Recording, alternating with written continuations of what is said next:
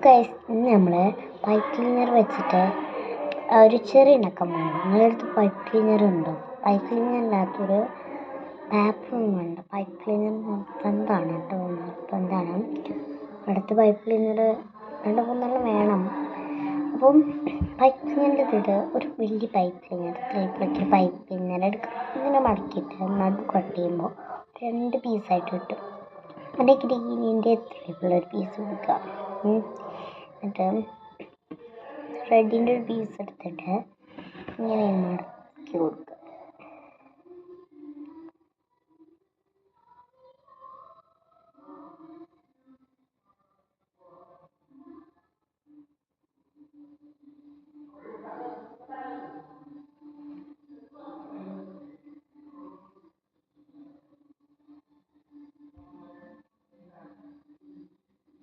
ഇതിൻ്റെ റൗണ്ടാക്കി മാറ്റി കൊടുക്കുക.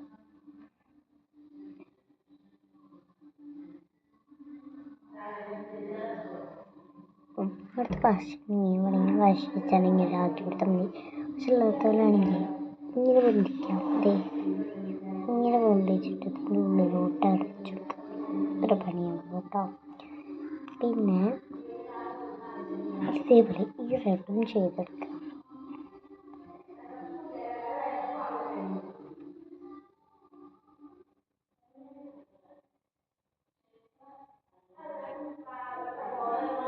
ഞാൻ അടുത്ത വീഡിയോയിൽ എൻ്റെ സ്റ്റഡി ടേബിൾ കാണിച്ചു തരാം. ഞാൻ ഇന്നും കൂടെ ക്ലീൻ ആക്കി വെച്ചിട്ടുള്ളൂ.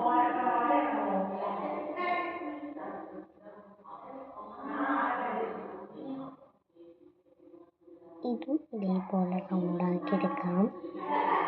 എന്നിട്ട് പശ കിട്ടണ ഞാൻ പറഞ്ഞല്ലോ ഇങ്ങനെ പോലെ 2 റൗണ്ട്സാക്കി എടുക്കുക. ഗ്രീൻ എടുത്തിട്ടാണ് ഇങ്ങനെ വെക്കുക. ശ്രദ്ധിച്ച് നോക്കിയോളെ. ഇങ്ങനെ ഇങ്ങനെയുള്ള സാധനം ഇങ്ങനെ എടുക്കുക. ഇങ്ങനെയുള്ള സാധനം ഇങ്ങനെ വെച്ചിട്ട് ഇങ്ങനെ മടക്കിയിട്ട് ഈ നമുക്ക് സെൻറ്ററിൽ അതിനെ പിടിച്ച് ഇങ്ങനെ ഉണ്ടാക്കി കൊടുക്കുക. ഉണ്ടാക്കിയിട്ട് ഈ സൈഡ് വെച്ചിട്ട് കുറേ സൗണ്ട് ഉണ്ടാവുന്നത് ശ്രമിക്കണം. എടുത്തോളം സൗണ്ടാണ്. ഈ സൈഡ് ഇങ്ങനെ മടക്കി വെക്കുക, ഈ സൈഡ് ഇങ്ങനെ മടക്കി വെക്കുക. എന്നിട്ട്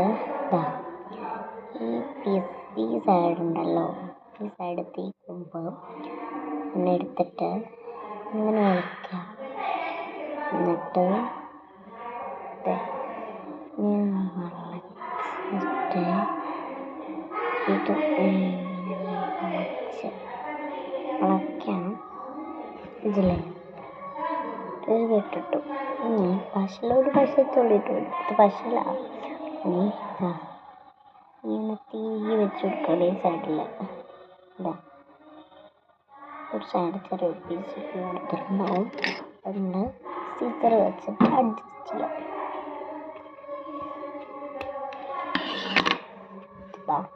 ഈ പശയാണ് ഇങ്ങനെ